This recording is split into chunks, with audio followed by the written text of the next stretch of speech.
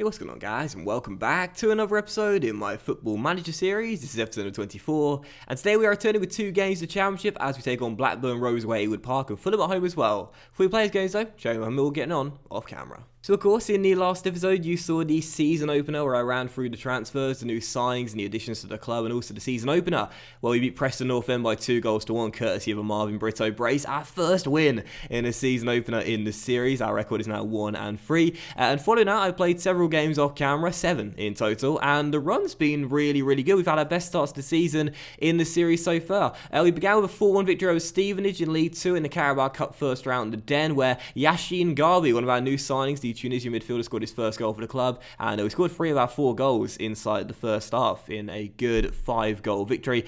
Following that, a 0-0 draw away at Selhurst Park against Crystal Palace in South London derby, and then another South London derby resulted in a victory just a few days later at home to Charlton, where our dynamic duo, our new young strike partnership, Marvin Brito and John Black, both scored a goal each. Black scoring his first goal for the club 6 minutes after the restart, after Brito gave us the lead 20 minutes in, and it was Fred Onyedinma's return to the Den after leaving on a free transfer to one of our rival teams, and he had an absolute shocker. 6.4. Shouldn't have left us, Fred. Should not have left us, but a good win there, and our young players really impressed in that game as well. Clinton Webster too was very good. Following that though, our first defeat of the season, a 1-0 defeat away at Stadium Light against Sunderland. Gilly Bodji scored the only goal of the game, where Ryan Tunnicliffe was also sent off, and these are the sort of games where during the series we'd have the loss and then we'd go on a really bad spell of form, but instead that hasn't happened. We played 3 games off off camera and we won 2 and drew 1. We started with a 2-0 victory against Yeovil in the second round of the Carabao Cup. 2 goals scored early in extra time. First, Marvin Brito off the bench, who's had a great start to the season, and also Aidan O'Brien as well. Then a 2-0 victory at Villa Park against Aston Villa as well. Sean Hutchinson, our new club captain, scoring both of our goals as we collected yet another win. And the last game off camera was a goalless draw against Peterborough United. And as you'll see by the results here, the one thing that jumps out at you is how good we've been defensively to start the season off. Just 3 goals conceded in 8 games in all competitions. Only 1 goal conceded in our last 5. It's been 6, sorry. It's been a fantastic start to the season defensively, and that's why right now, as you can see, we're currently sitting in 6th place, just inside the playoffs, with 6 games played, 11 points on the board, and only 2 goals conceded in our first 6. The best defensive record in the league. I never thought I'd be saying that about a team that I'm managing in FM, especially not in the Championship based on our leaky defence to start the series off. But it's been a good start. Probably our best start to the series so far, and let's hope it continues. And 2 things to show you in terms of the transfers as well as the the transfer window came to its end as well off camera. We didn't sign any new players. We did loan out 2 players. Curtis Sands has gone to Blackpool on loan, and also Jack Hobbs has gone to Rotherham on loan as well to pay his wages, and he picked up an injury in his first game there as well, and he's out for I think it's 4 months, so Rotherham must be regretting that. Pick him up on loan, plays 1 game, he's out for 4 months, and they're paying his wages. Good stuff for us, not good for Rotherham. Anyway, first game, it's going to be against Blackburn, who are promoted from League 1 last season, as we take on Ewood Park. We had a good start to the season, and let's hope it continues here with another big victory, and hopefully another clean sheet as well. I will make some changes to the team though, and up top as well. We've not scored too many goals to start the season off. Our success has been mainly based on our defence, so Black's only scored once, so I'll put Gregors in to play alongside Brito. He's our top scorer so far. I think I'll put Wallace on the right hand side for Clinton Webster as well, and Tunnicliffe was suspended after his red card against Sunderland. I'll put him on, no, I'll put him in the first team for Jay Fulton, and he'll play alongside Yashin Garbi, who I'm really liking the look of.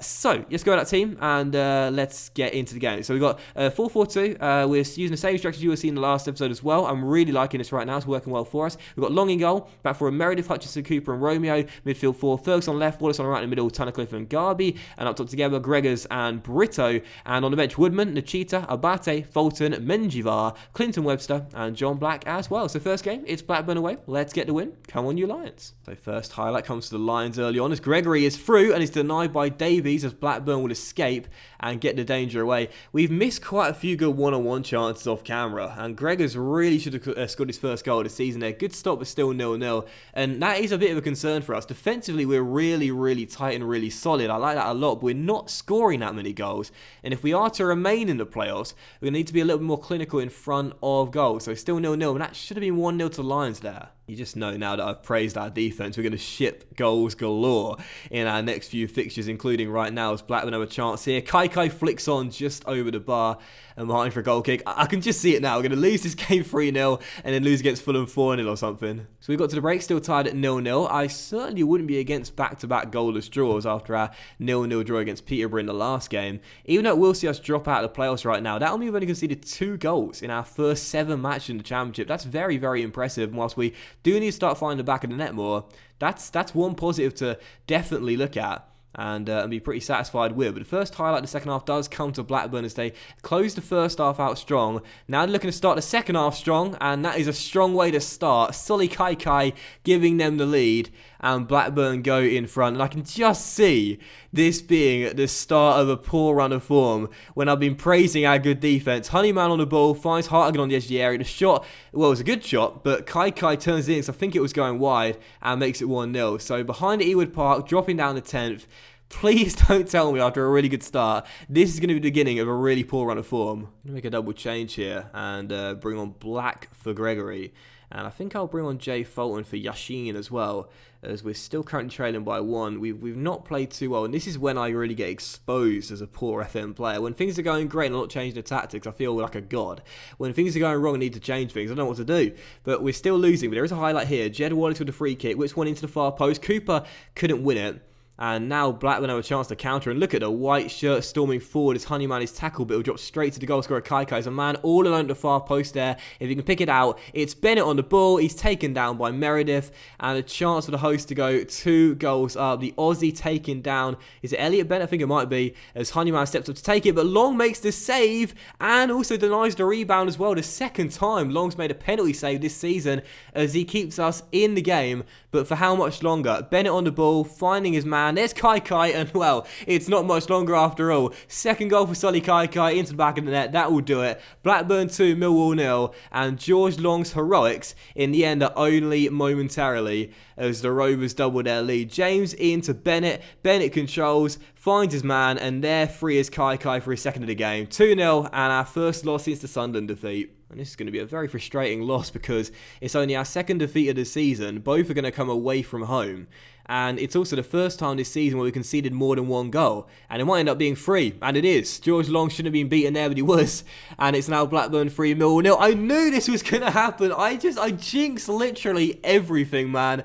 I mean, if you watched any of my saves before, you would know that I'm the king of jinxing. It's ridiculous. Much on the ball, finding George Honeyman. Lovely through ball. And was it Cooper or Hutchinson? It was Hutchinson, exposed for the lack of pace and Long beaten near post. Blackburn 3, Millwall 0. This was always going to happen. There is one chance here for a consolation minutes ago. Abate off the bench down the right hand side. Crosses to Black in the middle, who's denied by a fabulous save by Davies as he turns it onto the woodwork and Blackburn will escape. So no second goal of his Millwall career for John Black.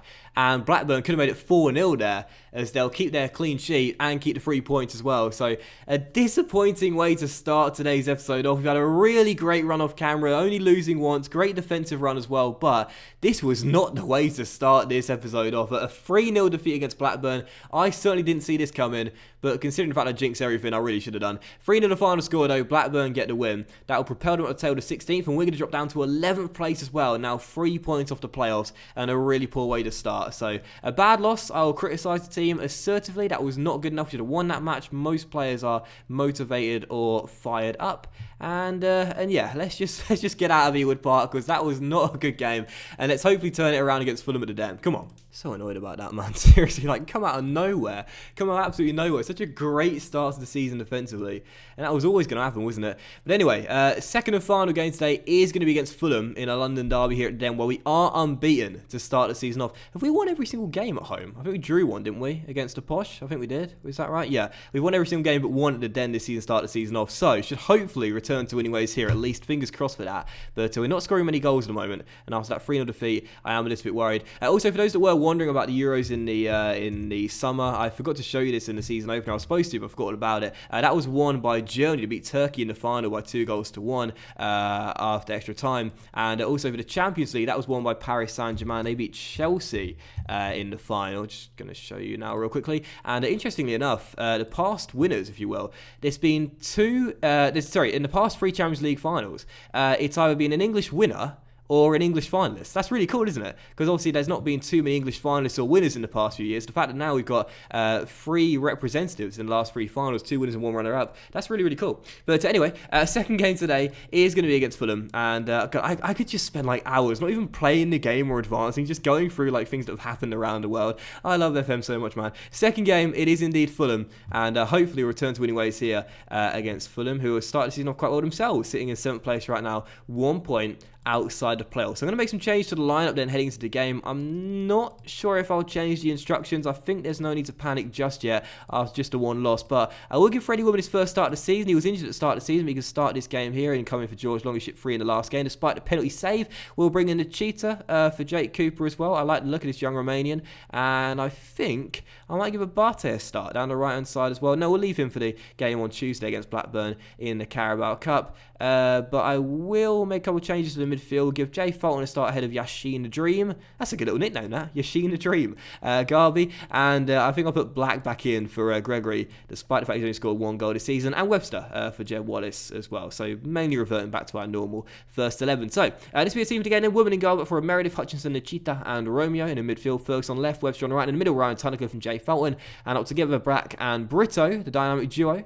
And on the bench, Long, Cooper, Abate, Yashin the Dream. Menjivar, who I think I'm actually starting down left-hand side here. Jed Wallace, Ferguson even, Wallace and Gregory as well. So second game, let's return to winning ways and not ship more than 3. Come on, you Lions. That was always going to happen, that game against Blackburn, man. Like, it was just bound to happen. We've been playing so well off camera. We've been defending so well. We return, we're in good form, we're feeling fresh, and then we just get thumped 3-0. And if we lose this game as well, we'll be back-to-back defeats for the first time this season. And there was an early chance there for the visitors too. It was O'Reilly free inside the penalty area with a free header, but couldn't get much power on it. And a simple save for Woodman. But we're getting exposed defensively now. This is really surprising because we started off so tight, but now we're starting to lose our bearings a little bit. And as O'Reilly finds Ali Beck, Fulham are coming forward again here for another early attack just 3 minutes in. Romeo with the interception though gets it clear and is now slipped over. I think Dwight Gale wins it back. The number 9 is through and there is an early goal. I should have started Abate. Romeo, what were you doing? Great start to the season, and now we're doing things like this. Marlon, come on, man, seriously. Just an easy goal for the visitor score inside the first 5 minutes. And after such a great defensive start, where has this come from? What has happened to our back four? So 1-0 down early. Can we respond just 3 minutes later? Meredith with the throw finds Ryan Tunnicliffe, the former Fulham player. His pass over is poor, and as Wilson picks it up, there's a chance for the visitors to counter and possibly go 2 goals to the good. Ali Beck, who scored the first on the ball, tackled by Nachita. The Romanian does well, and now it's Black on the ball, played out wide towards Clinton Webster. Come on, you Lions, let's get back on level terms. Clinton down the right hand side gives to Romeo, and Romeo a great cross to make amends. Oh yes, Marlon Romeo, what a ball to make amends for his earlier error, and John Black scores his 2nd goal of the season to fire us back on level terms, and I'm glad I put him back in the first 11 for Gregors. Webster to Marlon Romeo, who says, Gaffer, shut your mouth, this is what I can do in going forward. What a pull that was, threaded the needle perfectly, and John Black showing why he was brought to this club. Millwall 1, Fulham 1, back on level terms. Another highlight though, just 16 minutes in, very action-packed start to the game as Wilson goes for goal, but fires it way wide of the post as we still are tied at 1-1, and our highlight comes directly after that wayward attempt as Woodman launches a goal kick long. Marvin loses out to Bidwell in the air, but Fulton is there, and now Clinton receives it down the right-hand side. We're getting a lot of joy when we go down the right-hand side this season, and just as I say that, Webster's cross deflected, and Fulham get it straight back. Cash over the top towards Ali Beck down the left-hand side as Fulham look for a 2nd goal to restore their lead. Cross to the edge of the area where Cash is waiting for it, goes for goal, just wide of the post. There's more goals in this game, no way it finishes 1-1. A very balanced first half this, we're still currently tied. Could go either way in the second half. It's going to come down to who's more clinical really, and if any team makes an individual error, but as we are still tied, I'll certainly take this scoreline to make sure we don't have back-to-back defeats, but we need to return to winning ways really. There'll be no wins in our last 3, and if we are to make the playoffs again, we've got to start picking up points, especially at home. As Nachita flicks on a corner from Menjivar, and there is the first goal for Radu Nachita in a Millwall shirt, and I'm glad I put him in the first 11 for Jake Cooper as well. Menjivar, the El Salvador left wing, of a lovely floated corner to the near post, and Nachita, that's one of the reasons I signed him. He's so tall, 6'6", wins that aerial duel, heads it home, and we've completed a turnaround to lead by a goal heading to the break. Millwall 2, Fulham 1. Excellent way to end the first half. And as the second half gets underway, first highlight should come to the lines here. 4 minutes after the restart, Romeo down the right-hand side tries to put it in, but Jake Bidwell is there to get the ball back for Fulham. But as Fulton beats O'Reilly to the ball, there could still be a highlight here as Romeo goes down his right-hand side, crosses to the middle, looks for Black. Oh, those two linking up again. But this time Black isn't the target as he puts it wide. We do get a lot of good opportunities down the right-hand side, and Bidwell is struggling to cope with Romeo and Clinton when they attack together. Still 2-1. If we really want to, we can get a third goal and put this game to bed. Question is, do I switch in the tactics to exploit the right flank? I do that quite often when we are getting a lot of joy down one particular side, but I don't want to lose out Menjivar down left. I was going to start the season as well. And as you look for Black there, Fulham do get it clear.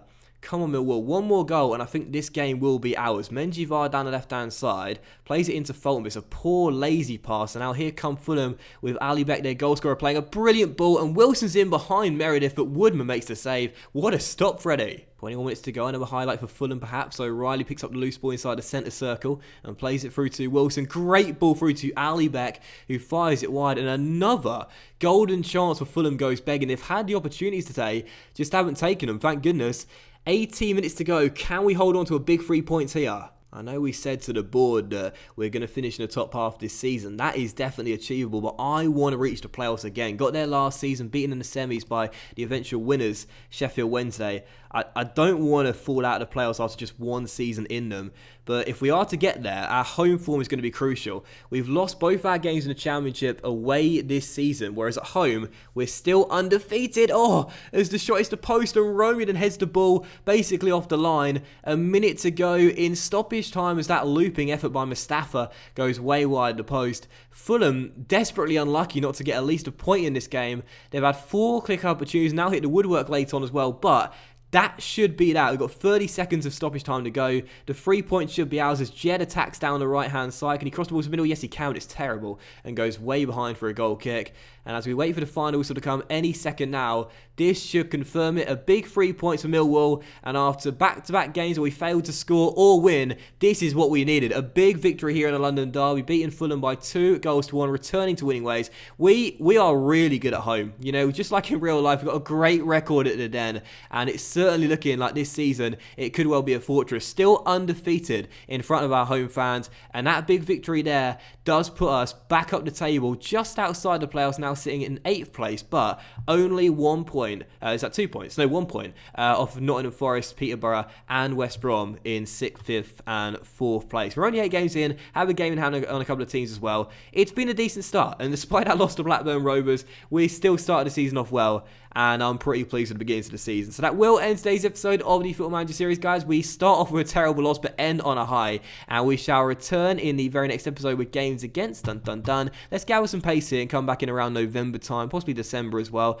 Oxford had a good start to the season, sitting in 2nd place. Come back for Oxford and Cardiff perhaps, or maybe Bolton and Oxford. I wouldn't mind playing Oxford. Has had a good start to the season. Yeah, what about that? Oxford away, and then Cardiff at home in what could be a good game there, away at the Kassam as well. So thanks for watching, guys. Have a fantastic evening. Much love to you all, and I'll see you for the next episode in my Football Manager series very soon. Bye.